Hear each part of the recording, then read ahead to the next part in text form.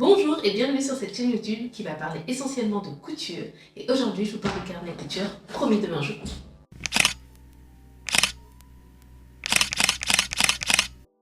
Bonjour et bienvenue ici, j'espère que vous allez bien. Donc je m'appelle Rosine et c'est moi qui suis derrière la page TikTok, Instagram, Pinterest et YouTube ici, Gémeline. Donc bienvenue à vous. Et donc aujourd'hui je vous parle de carnet couture promis demain je coupe. Pour que la vidéo soit un minimum digeste, j'ai divisé la vidéo en 5 parties. Et désolée, je suis en train de lutter avec le soleil, il y en a, j'en profite. Donc voilà. Donc parmi les 5 chapitres, premier chapitre, une présentation. Présentation de moi, qui je suis, tout ça, un peu ma petite histoire. Deuxième chapitre, du coup je vais vous parler de pourquoi ce carnet couture et pour qui il est destiné concrètement. Troisième chapitre, on parcourt le carnet couture ensemble. Quatrième partie de la vidéo, je complète une fiche couture avec vous, donc pour un projet que j'ai réalisé ici. Je spoil, faut en profiter. Et du coup, dernier chapitre, je vous parle un peu du prix, je vous parle d'un potentiel code promo, hein, pas potentiel, il y aura un gros code promo, donc restez jusqu'à la fin de la vidéo. Et du coup voilà, on peut commencer tout de suite par une présentation de Bibi, de ma personne quoi du coup. Je m'appelle Rosine, j'ai 31 ans et en fait j'ai commencé la couture avec le Covid. Donc je suis une couturière du Covid, ou voilà, période un peu étrange qu'on a tous connue, donc voilà. Et depuis en fait j'ai eu des hauts et des bas, bon bref c'est la vie d'un point de vue couture, donc j'ai eu des phases où j'étais en mode je dois coudre un maximum de trucs et des fois j'étais en mode flemme de coudre tout simplement, donc voilà. Mais une chose était sûre, c'est que j'avais toujours envie de créer un truc autour de la couture. Donc ce que j'ai fait, relativement au début de ma couture, c'est de créer un compte Instagram. Je me suis dit voilà, je vais créer un compte Instagram, on verra un peu comment ça se passe, je partage un peu mes publications. Je me suis dit, j'aimerais quand même créer quelque chose en plus de cette page Instagram. Et en fait, pourquoi pas créer une application mobile. Donc initialement, je m'étais dirigée vers une application mobile. Je me suis entourée des personnes et me dire, ok, voilà, on va lancer une application mobile. Cette application n'a jamais vu le jour, comme ça, vous savez. Et voilà, ça faisait partie de l'expérience et il faut avancer. Et pour avancer, je me suis dit, en fait, pourquoi pas créer un objet physique, comme un carnet couture, que je peux toucher, sentir, tout ça, enfin bref. Et voilà, donc je me suis dit, j'ai ma page Instagram, je vais poster mes différentes questions, je vais voir un peu qui répond dans ma communauté entre guillemets et ça me permettait de prendre un peu des décisions par rapport à la création de ce carnet. Et en fait ça c'était juste génial parce que certains d'entre vous qui me suivent sur Instagram ont répondu au sondage et m'ont permis vraiment au final créer le carnet que je vais vous présenter aujourd'hui. Donc ça je trouve ça juste génial quoi. Donc voilà, donc ça a été un peu cette approche là. Et pourquoi Gémeline pour la petite histoire, en fait, j'ai 2 petites sœurs. Et on avait tendance à jouer un peu à la poupée et à se projeter en disant oui, quand je serai grande, j'aurai une maison 10 façades avec un chien, 14 enfants. Et pour les enfants, il faut moins trouver le prénom du premier, quoi. Il faut commencer quelque part. Et moi, j'avais envie de combiner un peu le prénom de mon père, de ma mère et le mien, et essayer de créer quelque chose. Et c'est comme ça qu'est née Gémeline, parce que ma mère s'appelle Ghislaine, mon père Émile, et moi Rosine. Donc voilà, donc ça fait Gémeline. Et c'est fini pour le premier chapitre, donc let's go pour le deuxième chapitre. Pourquoi et pour qui? Initialement, donc j'avais envie de créer quelque chose, mais à côté de ça surtout, c'est que j'oublie tout, concrètement. Donc je crée, je couds quelque chose et puis je suis un peu en mode qu'est-ce que j'ai cousu, quels étaient les ajustements, j'ai acheté combien de tissu d'ailleurs, et voilà, c'était un peu toutes ces questions-là. Je me suis dit, mais en fait, j'arrive pas à tout retenir, ce serait vraiment intéressant de dire, ok, j'ai vraiment cousu ça, j'ai aimé le porter, j'aime l'utiliser si c'est le cas d'un accessoire, et surtout les ajustements réalisés de manière générale, et ce genre de choses. Donc l'idée de vraiment garder un historique par rapport à ce qui a été réalisé, par rapport aux projets qui ont été faits. Donc j'avais un peu cette envie-là de dire ok, on va créer quelque chose. Et c'est vrai qu'initialement j'avais créé une fiche gratuite que je proposais sur mon Instagram. Et puis je me suis dit je peux aller plus loin que ça et proposer vraiment un carnet. Donc voilà, donc c'est pourquoi ce carnet, pour toutes ces raisons-là. Et aussi au final pour avoir vraiment un album de tout ce que j'ai pu créer, tout ce que vous avez pu créer, de le mettre dedans et d'être fier des tops et des flops. Au final, il y a un peu de tout, donc voilà, ça fait partie de l'aventure couture. Donc c'est un peu cette idée-là. Et du coup, à qui il est destiné? Donc, c'est vraiment destiné à toutes les couturières. Donc, de la baby couturière, donc, disons plutôt débutante, à l'intermédiaire, à l'expérimentée. L'idée, c'est vraiment de se dire, ok, j'ai quand même évolué, j'ai cousu ça, j'ai vraiment aimé coudre ça, ou pas du tout, je vais plus le recoudre, et pour telle ou telle raison. Donc, vraiment garder une trace qui est feuilletable, qui est consultable à tout instant. Au sein du coup d'un carnet couture. Donc voilà, c'est fini pour le deuxième chapitre. Let's go pour le chapitre 3. Pour la partie 3, donc peut-être que j'ai trop teasé par rapport au carnet couture, donc le voici, le voilà. Donc, je vais sûrement mettre des incrustations ici pour que vous puissiez voir un peu plus zoomé. Donc voici le carnet. Oh, je profite du soleil, hein, pour que... Donc voici le carnet couture promis demain je couds. Petite précision d'ailleurs concernant le titre, c'est vrai que je ne vous en ai pas parlé. Donc en fait, je suis passée par plusieurs titres possibles, plus ou moins intéressants, disons ça comme ça. Et vraiment, en fait, j'étais aussi partie de la dynamique de me dire j'ai vraiment envie de me mettre plus à coudre, mieux à coudre et vraiment trouver le temps de coudre. D'où aussi cette envie de créer le carnet couture et de se promettre de coudre au moins demain.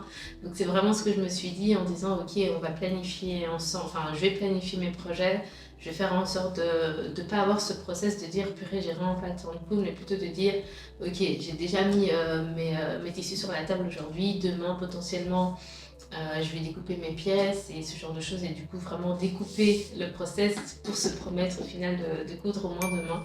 Donc voilà, c'était un peu toute cette dynamique là derrière aussi, derrière le titre, donc promis demain je couds. Donc voilà, donc voici le carnet en question. Et c'est vrai que d'autres en ont parlé déjà sur YouTube, mais je me suis dit mais c'est le comble, je suis la créatrice de ce carnet, j'en parle pas. Donc voilà, d'où aussi un peu cette vidéo. Donc première partie un peu, je vais parler plutôt de la composition de ce carnet et puis je vais parler vraiment du contenu du carnet. Donc composition c'est rapide, faites de, tout ce que vous voulez de ces informations là. Mais bon, sachez que titre promis demain je couds, la couverture est cartonnée. Donc voilà, donc c'est une couverture solide, il y a des anneaux, il y a un signet, je ne sais pas si vous serez en mesure de le voir. Il y a plus de 340 pages, 72 projets à réaliser. Les pages sont d'un grammage de 100 grammes par mètre carré. Il y a plus de 300, il y a exactement 350 pages à ce carnet couture. Et à la fin, en fait, il y a une petite poche.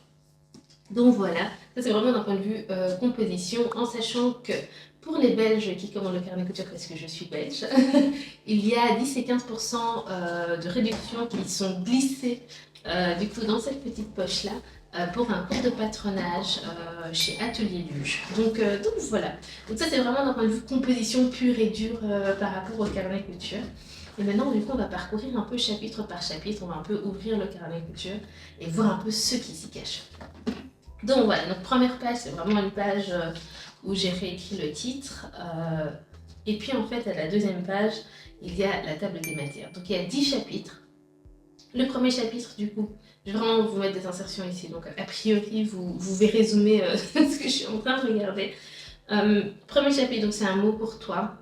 Et en fait, c'est vraiment, le but, c'est vraiment d'écrire, ok, quels sont mes objectifs pour cette année, sans forcément se mettre comme objectif, je sais pas, de coudre vraiment de manière intense. Mais l'idée, c'est vraiment de se retrouver, d'essayer de définir des objectifs. Je vais vous montrer un peu plus tard quels sont mes objectifs. Les mensurations, donc il y a deux mensurations, 2 silhouettes femmes, 2 silhouettes hommes et 2 silhouettes enfants.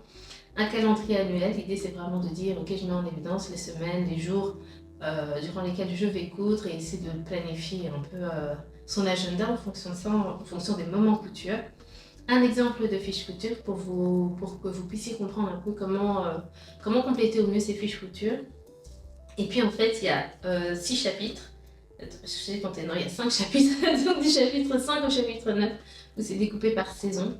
Donc de hiver à hiver, donc hiver de ce début d'année à hiver de fin de cette année. Et pour chacune des saisons, en fait, il y a un mood board d'inspiration et les mois qui correspondent à la saison. Et en fait, le dernier chapitre, c'est le chapitre des achats pour marquer un peu tout ce que vous avez acheté durant cette année du coup 2025. Ensuite, il y a un peu une description par rapport au carnet couture. Donc 72 projets à réaliser au sein de ce carnet, il y a des pages d'inspiration, L'idée c'est que le design soit minimaliste pour que vous puissiez vraiment vous approprier le carnet.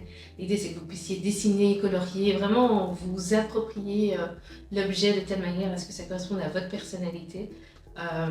Je sais qu'il y en a vraiment certaines d'entre vous qui sont très artistiques de ce côté-là et qui font des trucs juste de dingue.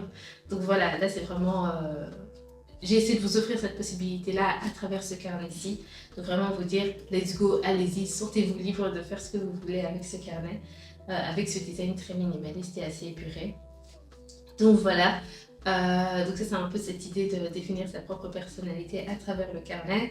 Vous avez la possibilité du coup de mettre vos dépenses et d'exprimer vos émotions. Donc je vais vous montrer un peu plus tard comment un peu plus marquer comment vous sentiez lorsque vous avez réalisé la couture. Moi je trouve que ça a réellement un impact sur comment je me sens après lorsque je porte la couture et comment justement je fais plus d'erreurs ou pas, ou l'idée c'est un peu de se dire purée j'ai pas du tout aimé beaucoup ce projet même si j'aime le porter, donc voilà, je me sentais pas au top lorsque je l'ai réalisé, donc voilà. Et en fait il y a une touche d'humour aussi, à savoir que il y a une petite phrase en dessous de certains des chapitres où il y a une petite phrase humoristique. J'ai essayé d'apporter quand même une touche d'humour dans tout ça, donc voilà. Donc premier chapitre, c'est un mot pour toi.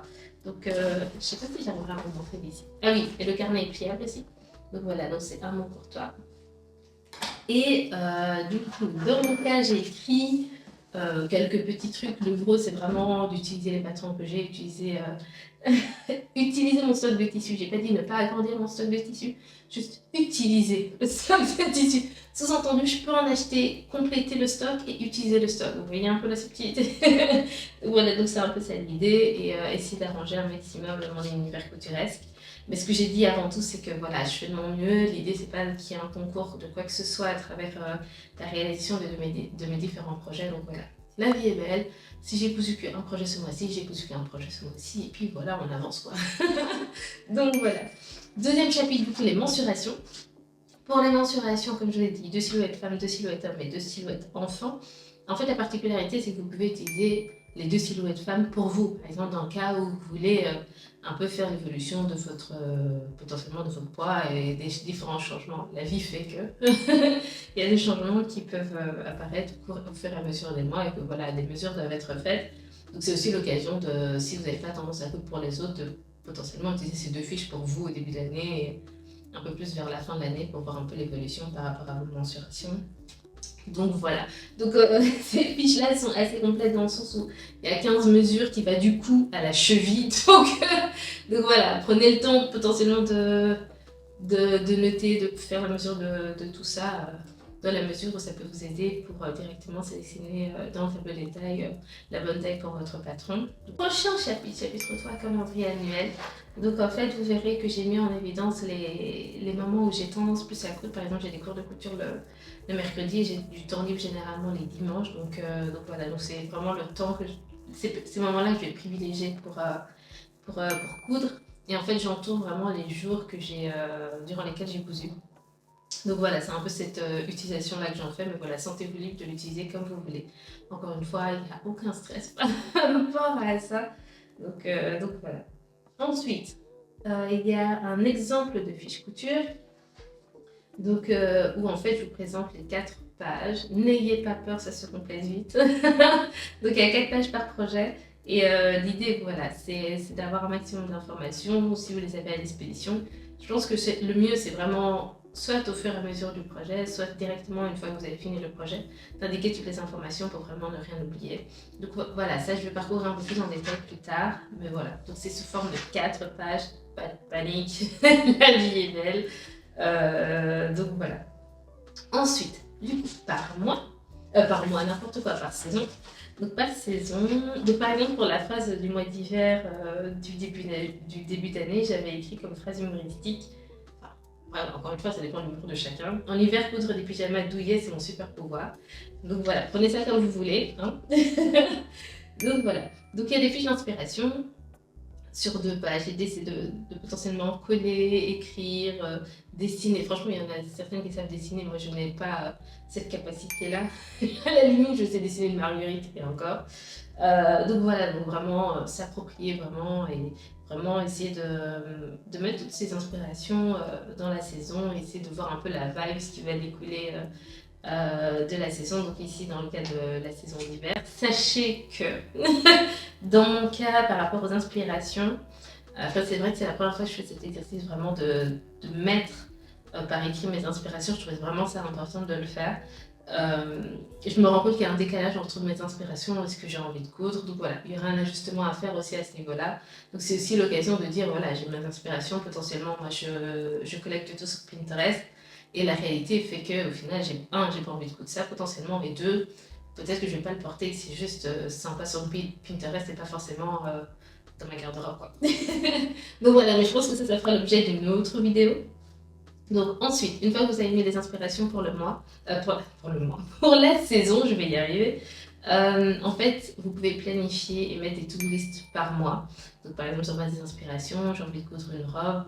Enfin, il y avait des robes parmi les inspirations et au mois de janvier, j'ai envie de coudre cette robe-là dans ce style-là. Et du coup, voilà. Donc là, ça s'articule vraiment plus en tant que to-do list au sein du carnet couture.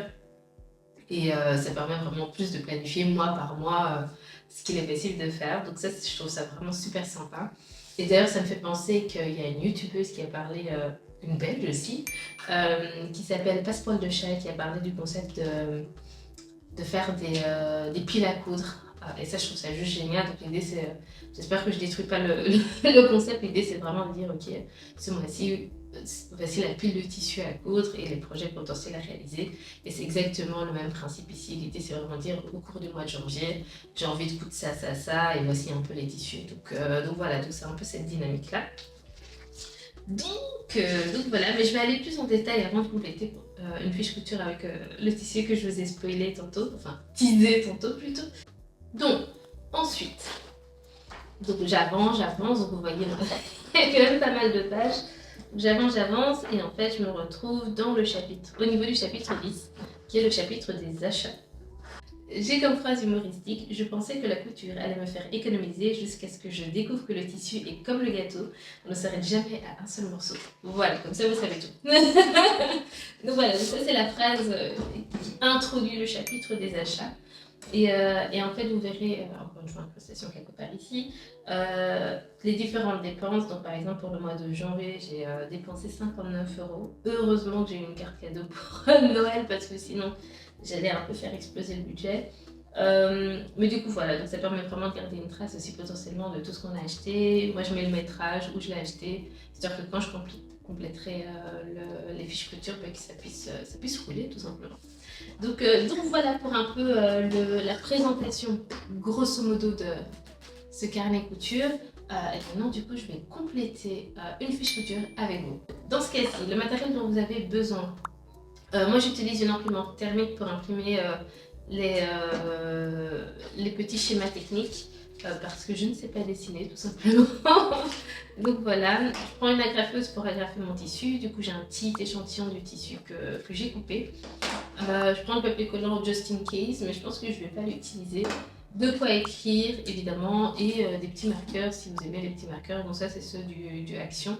Prenez ceux à l'aquarelle, parce que ceux à l'alcool, ça transperce toutes les pages possibles et inimaginables.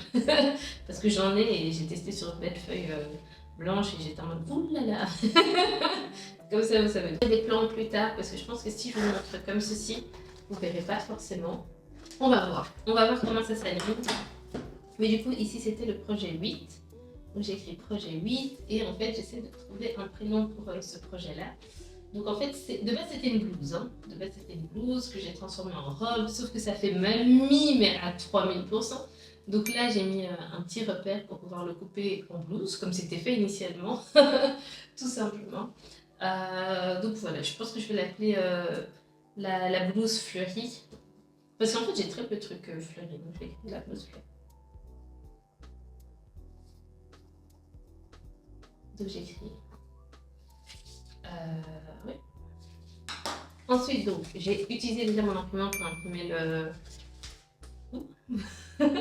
imprimer le schéma technique avec l'imprimante thermique. Et en fait, voilà, c'est pour ça que j'utilisais le papier collant. J'ai la mémoire courte. Et puis, il faut indiquer la date de début. Donc, en fait, c'est un projet que j'ai commencé mais il y a super longtemps et que j'ai plus ou moins finalisé. Comme je le dis, je dois encore raccourcir le bas.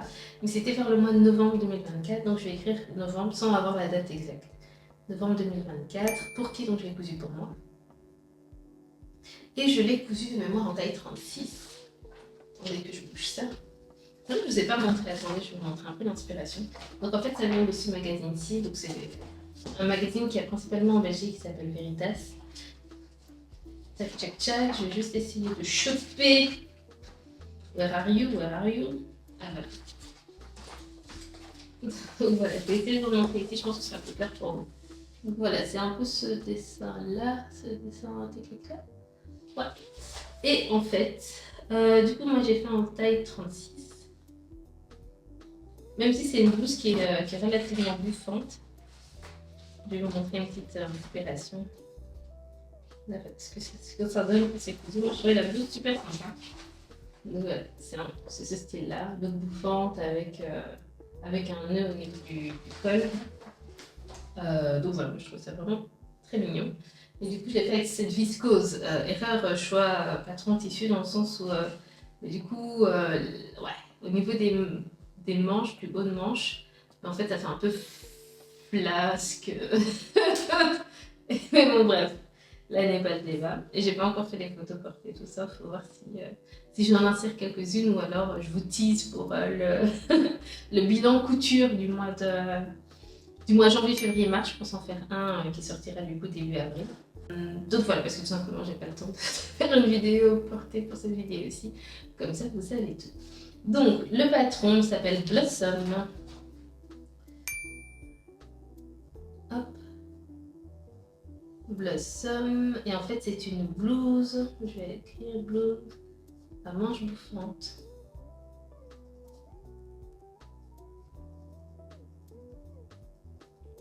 Donc voilà, le prix d'achat 0 € dans le sens où j'ai déjà cousu des trucs dedans.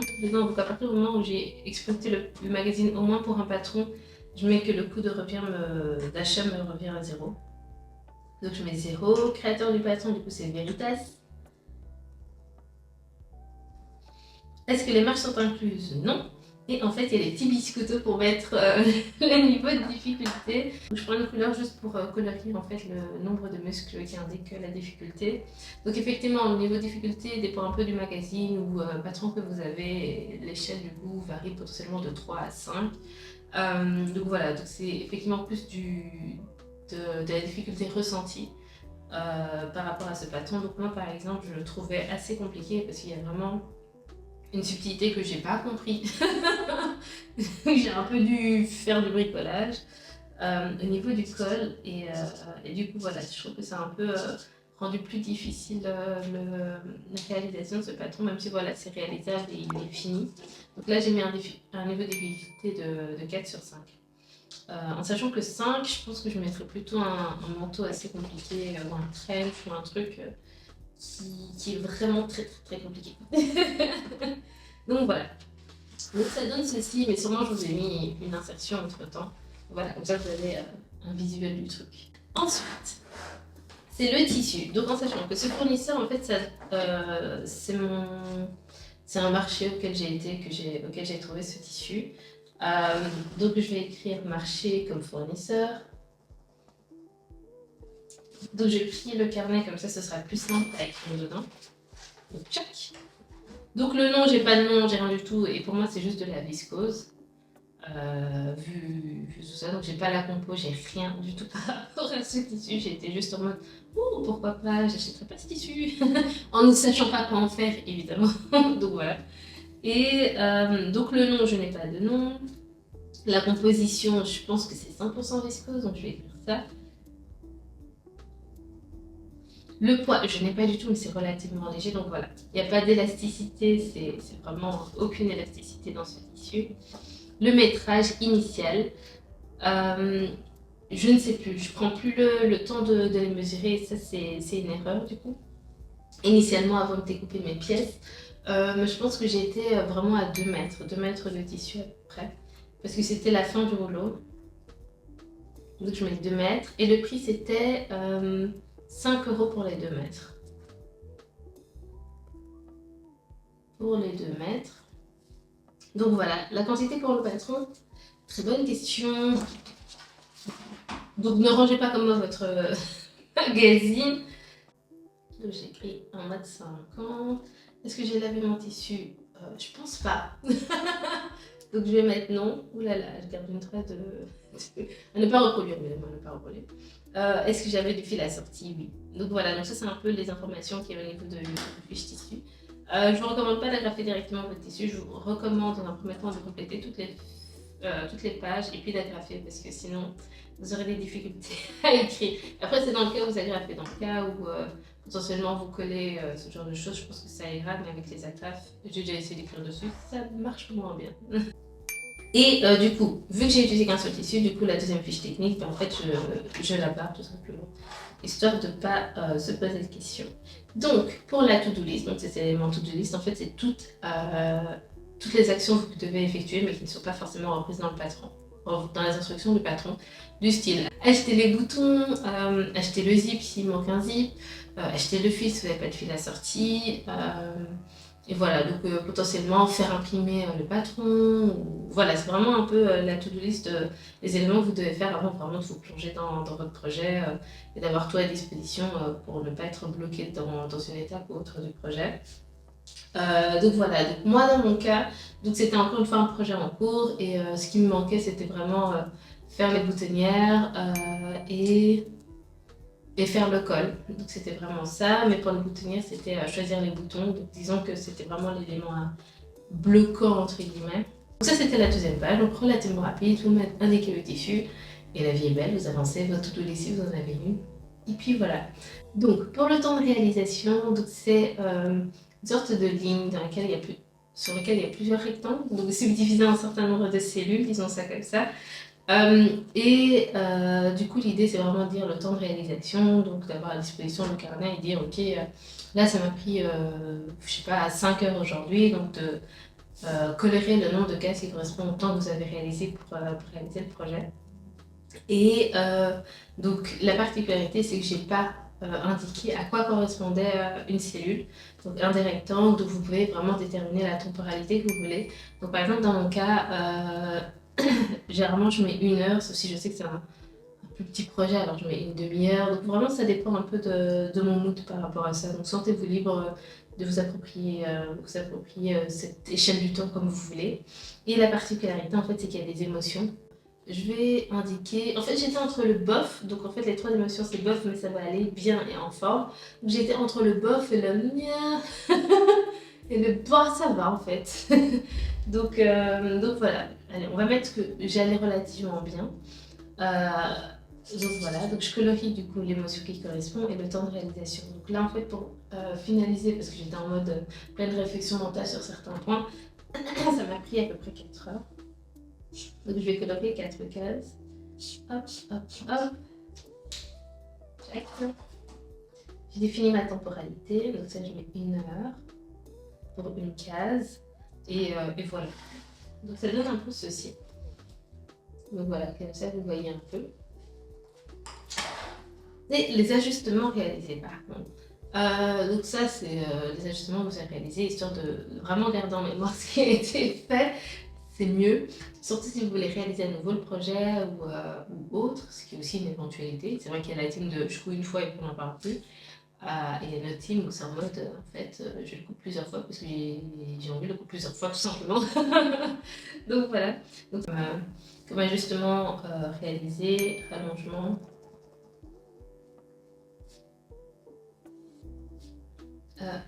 Des fronces, on va dire ça comme ça. Entre guillemets des fronces au niveau des poignets.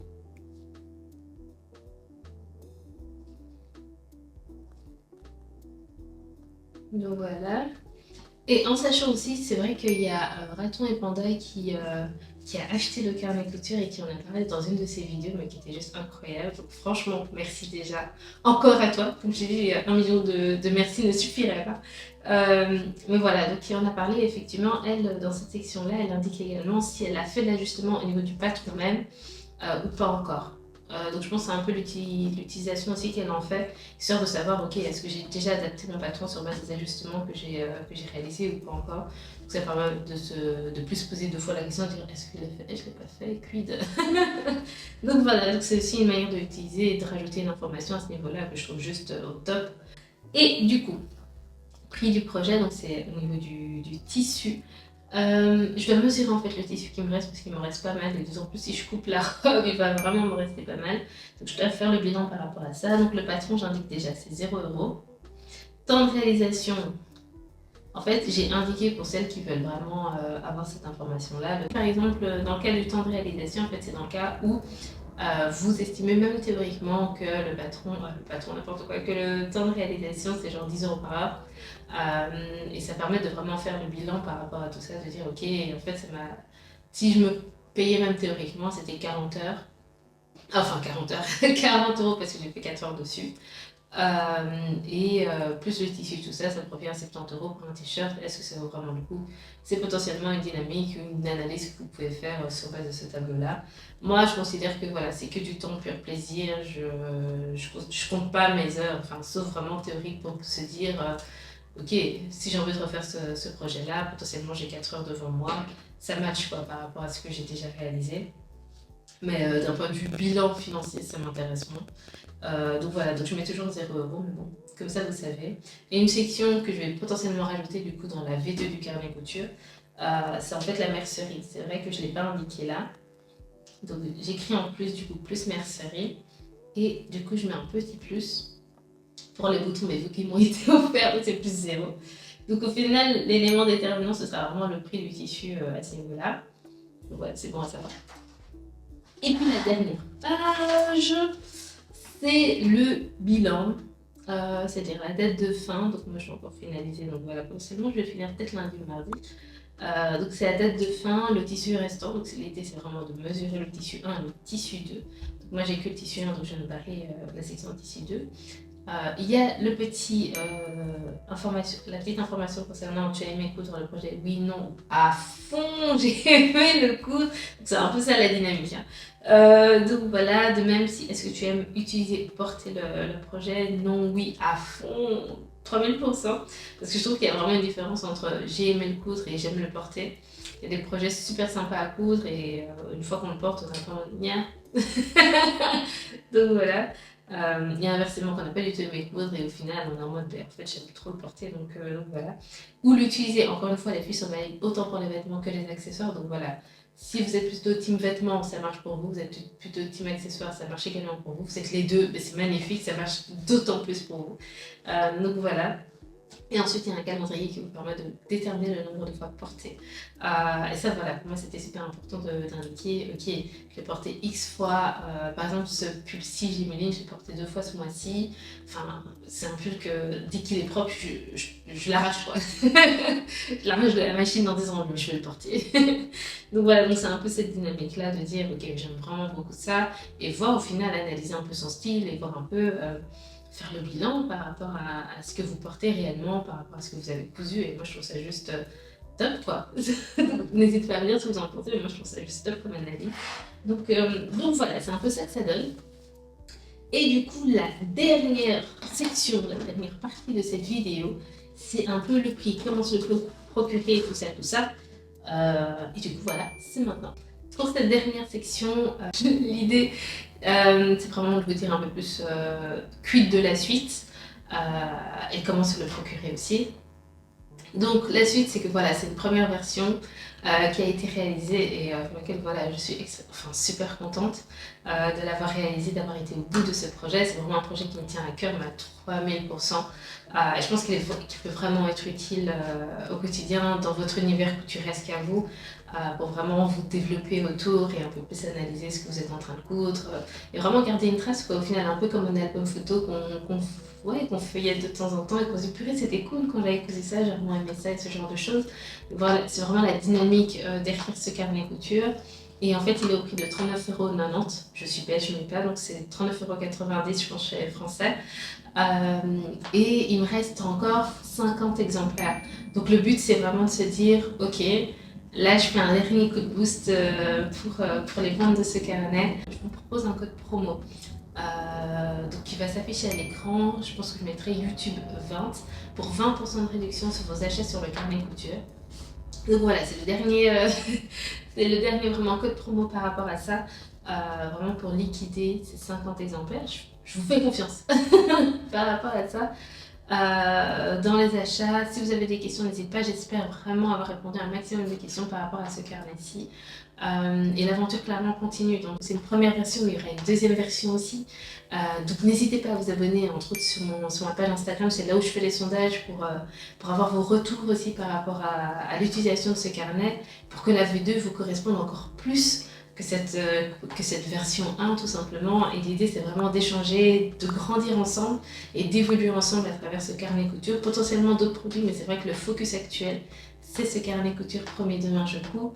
Ce code promo, petite précision, il est valable jusqu'au dimanche prochain, donc je pense que c'est le dimanche 16 mars, en sachant que le 17 mars je pars en congé, donc j'expédierai tous les colis qui ont été, pour lesquels les commandes ont été faites avant le 16 mars à midi, donc tout ce qui a été fait avant midi, j'expédierai avant mon voyage en vacances, mon départ en vacances.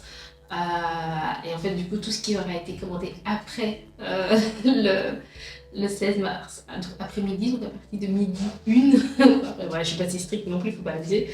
Mais voilà, ce sera expédié du coup à mon retour, donc je reviens le 24 et du coup les expéditions reprendront le 25 mars. Donc voilà, n'hésitez pas, tardez pas non plus à commander le carnet couture. Donc voilà, j'espère vraiment qu'il vous plaît. Je sais que j'ai eu de chouettes retours par rapport déjà aux commandes que j'ai déjà eues, et ça c'est juste génial à 3000%, et ça repousse mais à 3000%. C'est pour ça que je dis voilà, l'aventure continue et je pense vraiment qu'il y a une utilité derrière ce carnet couture. J'espère vraiment que les 20% vous feront plaisir. Et l'idée, voilà, c'est vraiment de liquider ça. C'est que c'est la première année pour moi aussi. Enfin, j'ai ouvert mon entreprise en novembre. Donc voilà, c'est vraiment une baby entreprise qui essaie de faire ses marques et qui essaie de pas être dégoûtée du monde de ce monde entrepreneurial qui peut être super dur. Et ça, j'en suis tout à fait consciente. Donc je sais qu'il y a des hauts et des bas par rapport à ça. Et voilà, c'est pour ça que d'autant plus que votre commande compte énormément, dans le sens où, voilà, là j'ai un stock à écouler et ce serait cool vraiment qu'il puisse être écoulé avant de lancer la deuxième version. Donc voilà, donc là l'idée c'est vraiment d'essayer un peu de sortir du rouge, parce qu'à l'heure actuelle, tout simplement, je suis dans le rouge avec cette entreprise. Pour avoir une base plus ou moins saine, du coup de résorber un peu ce rouge dans le budget et proposer une V2. Et essayer d'établir un peu plus l'entreprise. Donc là, c'est vraiment en étant tout à fait transparente avec vous par rapport à la suite de ce carnet couture. Donc voilà, là, je suis motivée à 3000%. Je prends ce projet, je crois en ce carnet couture. Je suis convaincue encore une fois qu'il peut vous être utile. Donc voilà, merci d'être resté jusqu'ici au final dans la vidéo. Donc n'hésitez pas à vous abonner, à liker, donc à vous abonner à toutes les pages, hein. À liker et à activer la petite cloche du coup aussi au niveau de YouTube, parce que des vidéos, je pense que c'est sûr que j'en ferai, même si ça dépendra un peu d'à quel point je serai dégoûtée du montage de cette vidéo aussi. En tous les cas, voilà, d'autres vidéos arriveront. J'espère vraiment avoir l'occasion de faire le bilan couture janvier, février, mars. Comme ça vous pourrez voir aussi ce que j'ai cousu, et comme ça vous pourrez voir un peu aussi cette robe, blouse, tout ça porter aussi, c'est aussi l'occasion. Donc voilà, je vous fais de gros bisous, prenez soin de vous et promettez-vous de coudre au moins demain.